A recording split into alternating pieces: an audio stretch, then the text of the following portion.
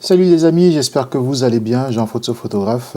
Il y a 2 semaines, je vous ai posté une vidéo d'une retouche photo et je vous ai demandé si vous voulez avoir donc une retouche de A à Z, puisque là j'avais juste expliqué comment j'avais retouché la photo. Aujourd'hui, je vais vous retoucher une photo de A à Z, donc de Capture One jusqu'à Photoshop. Et là, c'est une photo de Miss Auvergne 2022 qui va participer à Miss France bientôt. Et on a fait un shooting il y a 2 semaines. Et là, je vais vous retoucher une photo qu'on a faite il y a 2 semaines. C'est un portrait beauté. Et je vous montrer en fait comment je travaille une photo de A à Z. Voilà. Donc voici la photo qui est là. Donc j'ai déjà travaillé plusieurs autres photos. J'ai fait ma petite sélection de photos qui est là. Et après on a fait plein d'autres trucs. Donc du coup je reviens à la photo. Donc voilà la photo. Donc sur Capture One, l'avantage, ce qui est bien en fait sur un modèle comme ça, c'est que du coup elle a une belle peau. Donc le maquillage, vraiment, la maquilleuse a fait un très beau travail. Donc en fait je n'ai pas beaucoup de choses à faire. C'est vraiment des trucs assez subtils que je vais faire. Donc pour commencer, ce que je vais faire, c'est je vais ajouter un tout petit peu de luminosité, un tout petit peu, voilà, un petit peu comme ça, un petit peu de contraste, voilà, juste léger. Hop, je récupère en fait donc les hautes lumières, je récupère un tout petit peu. Hop, je vais vous faire le petit avant.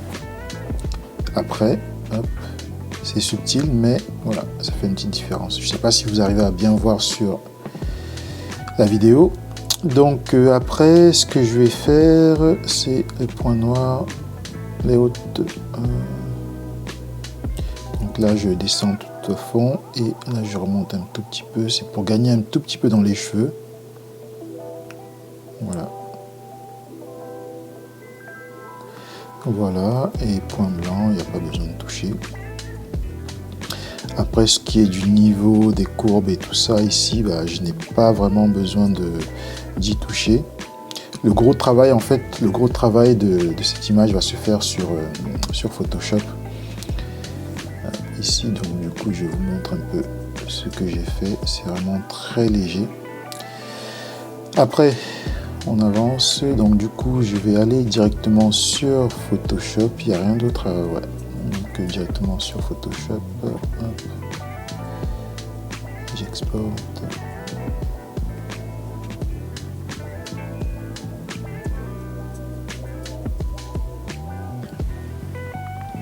Donc ici, on va être sur Photoshop.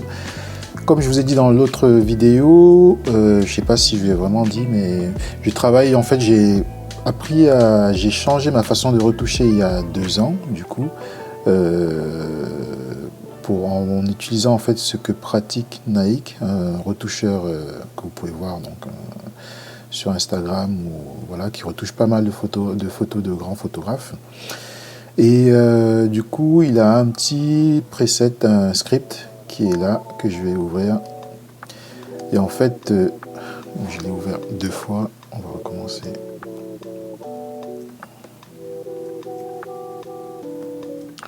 J'ai ouvert le script 2 fois en cliquant sur le truc.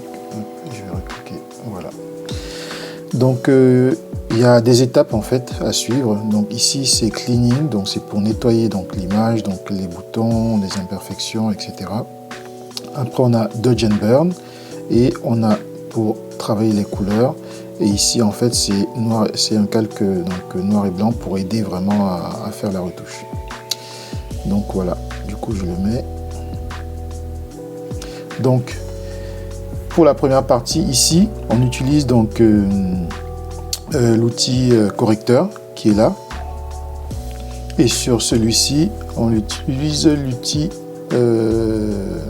tampon qui est là. Donc, on va commencer par l'outil correcteur. Et donc, vraiment, c'est toutes les imperfections. Moi, j'ai du coup programmé sur mon clavier, en fait, qui est AZERTY, A, Z et E. Donc, en fait, du coup, ce que je peux faire pour augmenter, j'appuie sur A. Pour augmenter, entre guillemets, la taille de mon tampon, du coup, j'appuie sur Z. Et pour diminuer, j'appuie sur A. Et puis après, pour faire un samplage, j'appuie sur la commande Alt qui est là. Donc du coup, en fait, j'utilise 3 doigts pour faire ça. Donc voilà. J'essaye au maximum. Quelqu'un.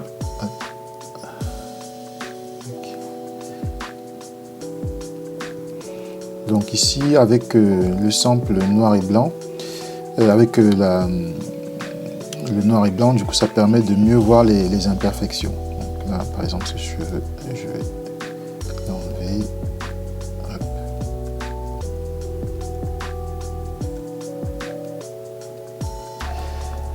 Et donc, vous voyez bien, je ne vais pas me mettre à 100% forcément, parce que du coup, c'est une image plutôt destinée pour le web et tout ça. Et après, il n'y a pas besoin de se mettre à 100% pour travailler les images, sinon c'est... voilà.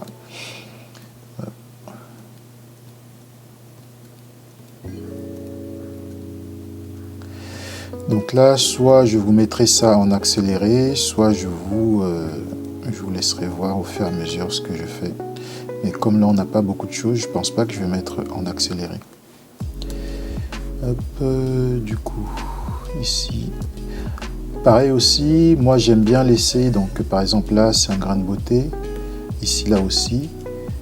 Là, je vais enlever, mais voilà, je vais laisser ceux qui sont vraiment visibles comme ça. Ici, je vais faire ça. Là, je vais zoomer un peu. Tac.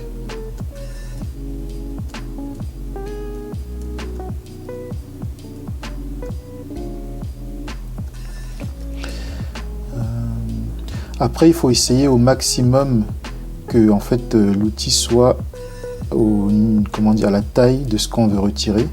Parce que si c'est trop gros, bah, du coup, en fait,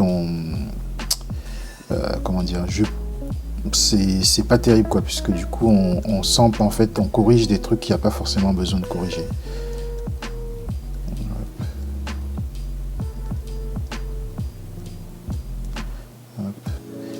C'est assez rapide.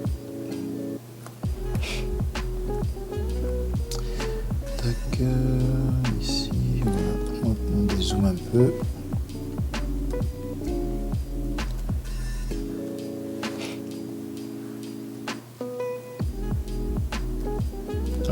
Je me suis trompé de doigt, je me suis mis sur Windows, hop, tac tac. Là c'est bon, on n'a pas. Désolé, le bruit de Windows c'est quand je me trompe de touche, et donc du coup des fois on a ce petit bruit. Hop.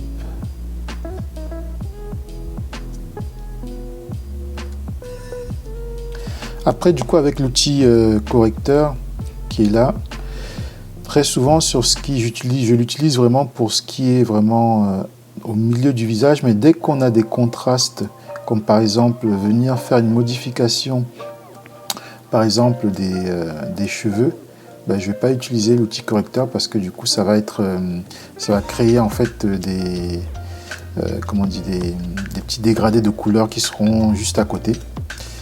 Par exemple, je vais essayer de vous montrer un exemple. Si je veux corriger ici, si je viens faire ça, vous allez voir, vous voyez ça, il y a ça qui apparaît. En fait, le mieux, c'est d'utiliser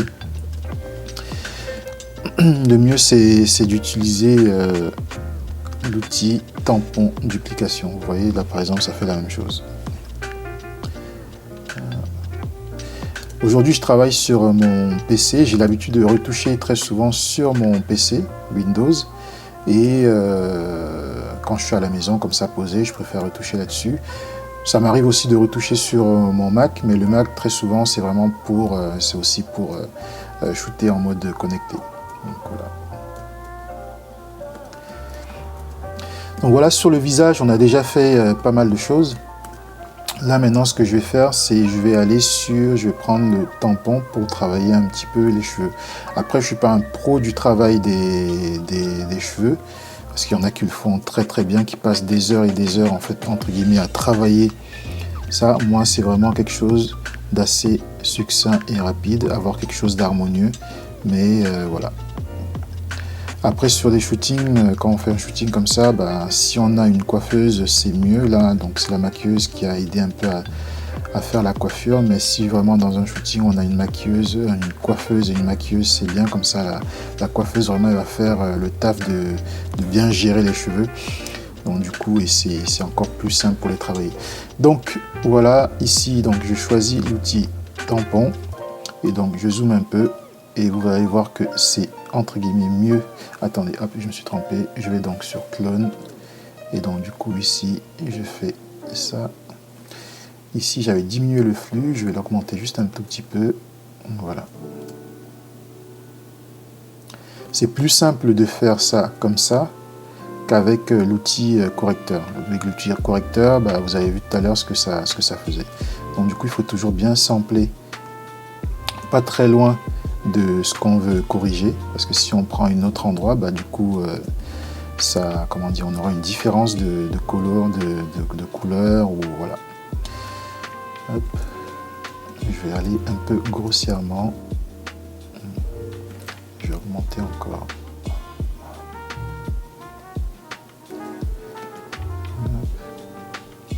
Vous voyez, voilà ce que je fais, j'enlève vraiment le plus gros, hein. Donc c'est vraiment le plus gros, ce qui fait un peu fouillis, je l'enlève. Mais comme je vous ai dit, je ne suis pas un pro de la retouche de cheveux. C'est quelque chose qui est très, très chronophage. Et donc, hop. Je retire un peu, vous voyez un peu le avant, après. Je vais venir ici de ce côté, pareil, je récupère, voilà, comme ça. Voilà.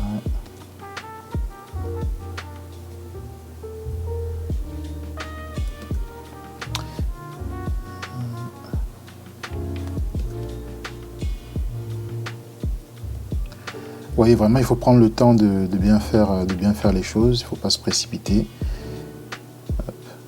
Et pareil, vous voyez, j'aurais pu prendre une taille plus grande pour venir faire les choses, mais en fait, c'est toujours mieux de prendre quelque chose assez petit.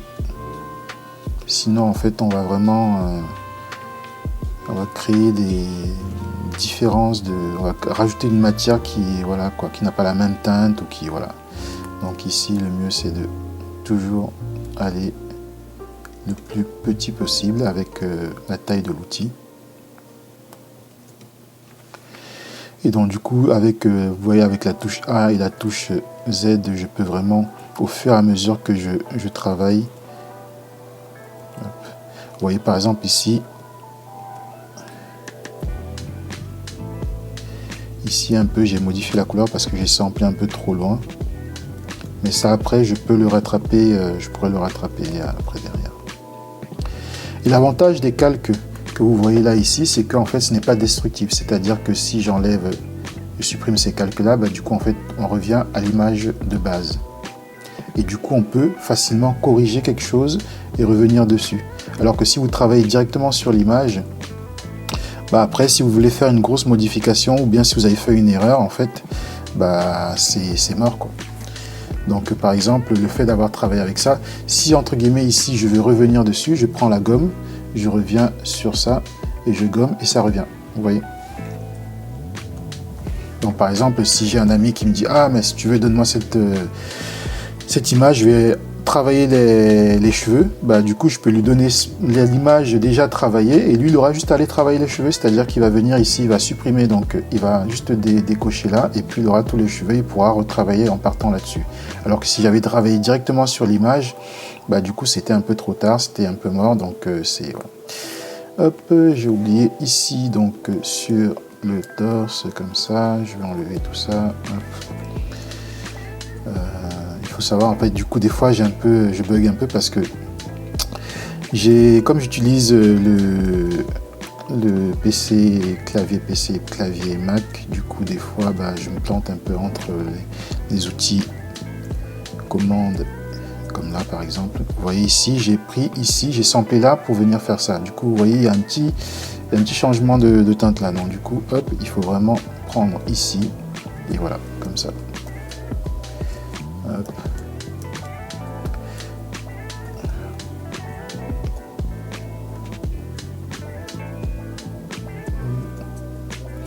pareil ici, on arrive sur des trucs qui sont assez différents.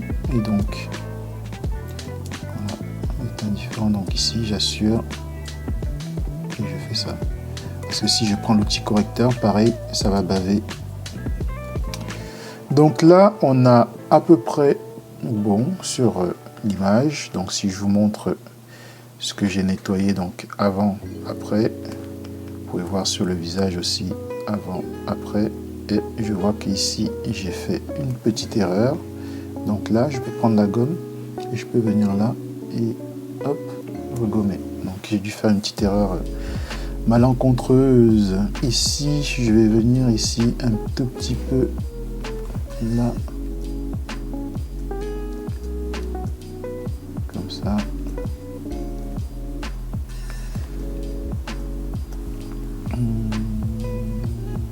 Tac, voilà. Ok, là on est bon. Ce que je vais faire, bah, du coup, je vais faire du dodge and burn. Je prends là. Je vais juste regarder si ça enregistre toujours. Oui, c'est toujours bon. Donc, dodge and burn, en fait, pour le dodge and burn, c'est vraiment toute cette petite, voilà, vous voyez là, en mettant en noir et blanc, on peut voir un peu de ces petites variations comment dire, de la peau, un peu sombre, là, ici, là. Donc, du coup, hop, je prends mon pinceau, je mets à 100%, par contre, je descends le flux à 1%. J'aime bien descendre le flux à 1%, certains en sont à 2% ou 3%, mais moi, j'aime bien être à 1%, comme ça je prends le temps entre guillemets de modifier les choses. Et après pour le dodge and burn, il faut savoir que c'est au fur et à mesure que vous allez faire, que vous allez le pratiquer, que vous allez en fait bien observer et bien voir là où il faut le faire. Au début, des fois je faisais, et quand je dézoomais, je me rendais compte que j'avais fait des trucs vraiment bizarres. J'avais complètement changé entre guillemets la photo, ou bien il y avait des variations de couleurs, j'avais créé d'autres variations de couleurs ou sur la peau. Donc du coup il faut vraiment prendre le temps de voir, et de temps en temps faire ça. Vous voyez, hop, avant après pour voir la différence de ce que vous avez fait et ce que vous n'avez pas fait. Donc voilà. Ici vraiment c'est vraiment léger ce qui se fait. Les variations sont vraiment légères, donc hop. Là, vous voyez par exemple ici là, si je peux faire ça hop, pour diminuer un peu. Là vous pouvez voir hop, avant après. Et il faut aussi vraiment faire attention, il ne faut pas trop zoomer pour faire le truc, parce que très souvent, quand on zoome trop, en fait, quand on finit de travailler, on dézoome, on a vraiment des trucs horribles, quoi. Il y a aussi un truc que je fais d'habitude, là j'ai oublié, c'est d'avoir la même image deux fois. Hop. Donc j'ai créé la même image, je l'ai créée là, et puis après je vais faire ça, et du coup j'ai les deux, j'ai la même image. Ici, je la garde, et ici, elle est zoomée, et ça me permet aussi d'observer, entre guillemets, ce que je fais. Et là, pour faire ça, en fait, c'est les fenêtres. On ouvre, on fait ça. On vient quelque part ici, affichage, voilà, c'est affichage. Et puis, on ouvre une deuxième fenêtre quelque part, voilà, c'est ici. Hop. Voilà, c'est là, ou pas là, ou pas là, ou pas là. Bon, j'essaierai de vous retrouver ça, mais ça aide vraiment à pouvoir, comment dire, hop, ah voilà, c'est là, hop, réorganiser, voilà, tout à fait, c'est ici. Donc du coup, on crée une deuxième image et on fait deux vignettes verticales. Donc du coup, ça vous crée ça, ce qui permet, entre guillemets, d'avoir la deuxième image à côté. Ah, c'est Siri qui se met en marche, j'ai rien demandé. Donc je continue ici comme ça. Hop, voilà.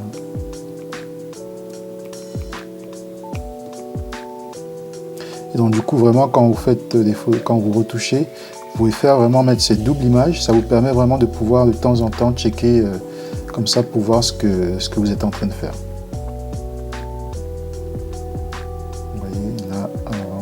parfait. Et là, je vais un peu faire du burn. Hop.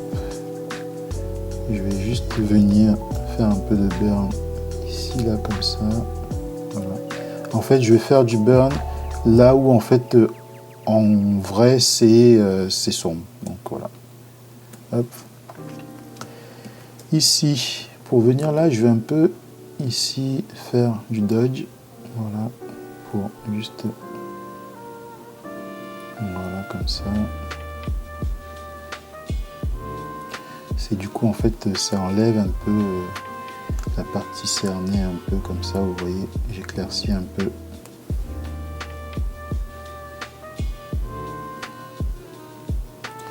Là. Voilà, comme ça.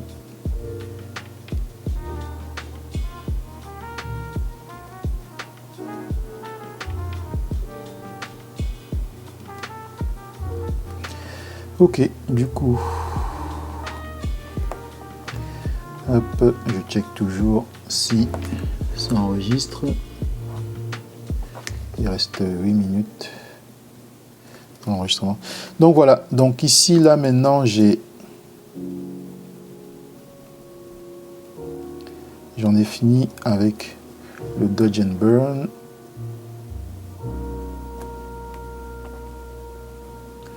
Tac. Oui, voilà, c'est fait. Et là maintenant, ce que je vais faire, c'est je vais travailler un peu les petites variations qu'on peut avoir là. Donc ici, en fait, c'est un calque qui est là, qui est mis en mode couleur. Et donc, ce que je fais, c'est pareil, je prends le pinceau. Hop.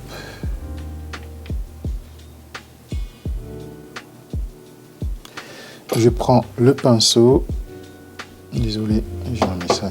Je prends le pinceau, je sélectionne ici comme ça, et je viens, je passe juste un tout petit peu, voilà. Hop. C'est vraiment léger, je vais juste diminuer juste un tout petit peu la luminosité.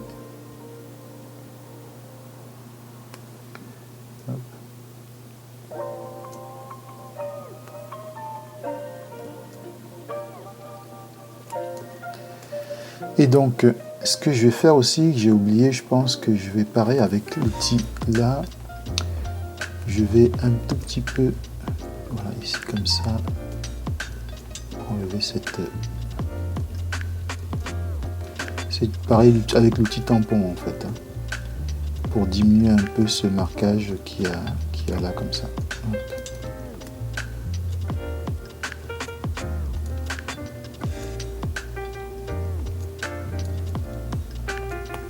Donc, je check toujours si ça enregistre.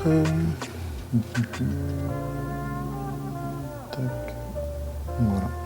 Après, ce que je vais faire, c'est je vais faire la séparation de fréquences. Donc, pour la séparation de fréquences, j'aplatis l'image comme ça. Je viens là et puis j'ai mon script de séparation de fréquences. Sincèrement, je ne pourrais pas vous montrer comment on fait une séparation, les calques d'une séparation de fréquences, parce que moi toujours j'ai regardé des tutos qui l'ont fait et puis j'ai fait des scripts. Donc du coup, regardez les tutos où ils montrent comment on le fait, vous prenez les scripts et si vous voulez, je peux vous mettre aussi un petit lien en bas où vous pouvez télécharger la séparation de fréquences que j'utilise. Donc dites-moi en commentaire hein, si vous voulez que je fasse ça. Moi du coup, j'utilise le pinceau humide. Hop, tac, et du coup je viens un tout petit peu, c'est vraiment sur les zones de transition comme ça, pour que ça soit assez smooth, comme on dit.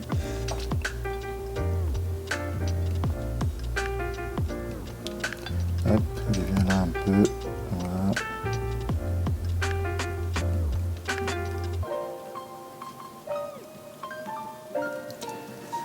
voilà. Hop.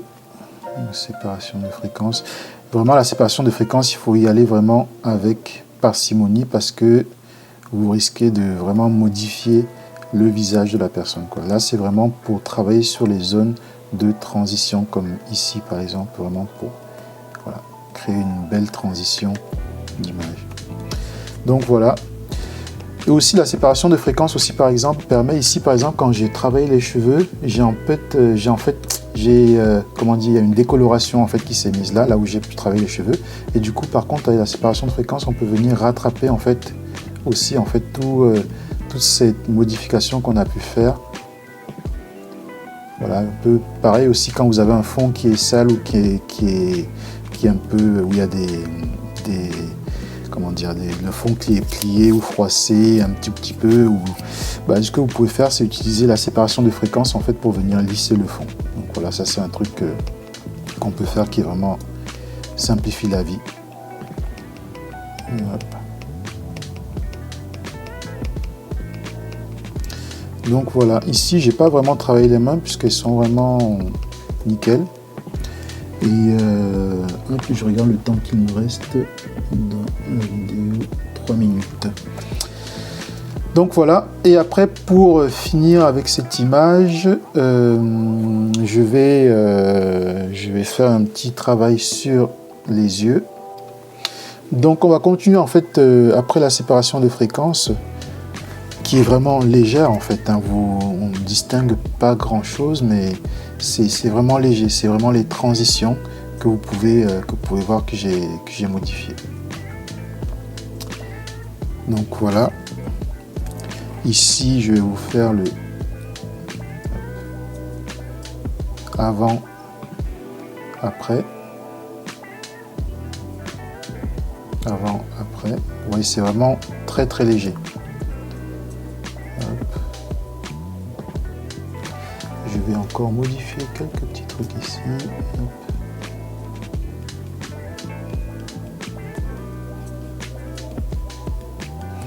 Donc voilà, du coup maintenant qu'on est arrivé là,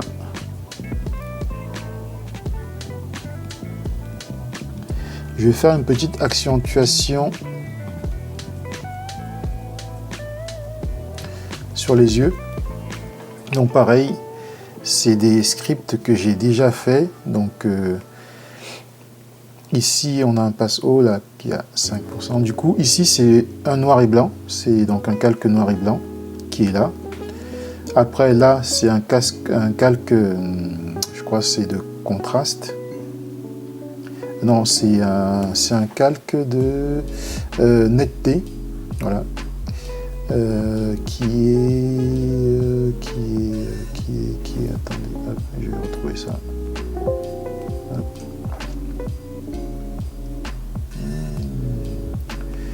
Ah, je me souviens plus. Donc ce que je ferai, c'est que c'est plus simple parce que c'est quelque chose que j'ai fait il y a longtemps et que j'utilise comme ça. Je vais vous mettre donc un lien, vous pouvez télécharger du coup cet outil. Et du coup ici ce qui se passe, c'est que on va venir sur les yeux. Le truc c'est être travail vraiment sur les yeux. Je viens donc sur le calque noir et blanc, et là je vais ici j'ai fait un masque de fusion, donc du coup je vais faire pomme Z, non pomme I plutôt, CTRL I, voilà, du coup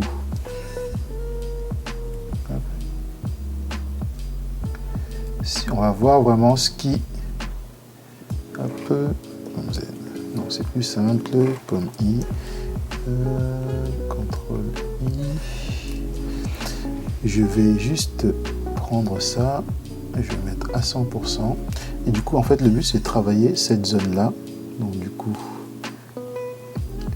je vais faire ça, je vais faire ça, et ici je viens du coup là, et vous allez voir en fait s'il y a du rouge dans les yeux, du coup ce rouge là va être accentué, et là je crois que dans ses yeux ça va être du rouge et du jaune. Donc là je vais y aller vraiment à fond, ça va paraître pas vraiment réaliste, mais je vais, vous voyez c'est vraiment pas réaliste, donc voilà, hop hop, et donc ce que je vais venir faire, le masque de fusion, je vais diminuer. En fait cet outil va permettre d'accentuer en fait les couleurs qu'on a dans les yeux, voilà, tout en essayant de ne pas aller trop loin. Après ici, ça va être vraiment de vraiment travailler la netteté de l'image. C'est vraiment un outil netteté. C'est un passe-haut, voilà, c'est ça que j'arrivais pas à trouver tout à l'heure. C'est un passe-haut et du coup, très souvent, je fais un tout petit peu là comme ça. Hop. Donc du coup, ça va donner vraiment un petit pop aux yeux. Et après, on peut faire un peu de dodge and burn dans les yeux. Hop, non, je suis à 100%, c'est pas bon.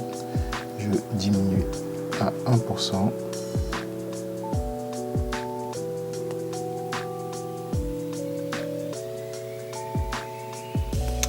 Donc voilà, et ensuite, ce que je vais faire, c'est un petit dernier truc. Là, ouais, je pense qu'on est bon. Hop, voilà, je vais diminuer le calque là parce que je trouve que c'est un tout petit peu trop. Voilà, là c'est bien. Donc voilà, ensuite, ce que je peux faire, c'est de travailler un tout petit peu. Voilà. J'ai oublié de faire un petit truc, c'est vraiment les lèvres tout à l'heure.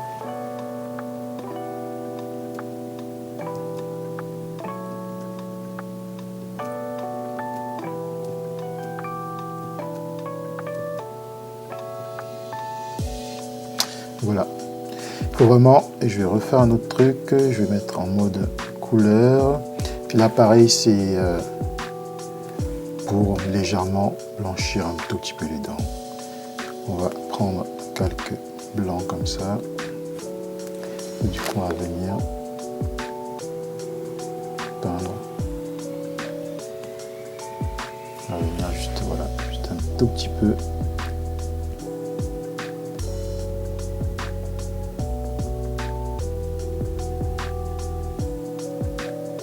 Sans en faire trop.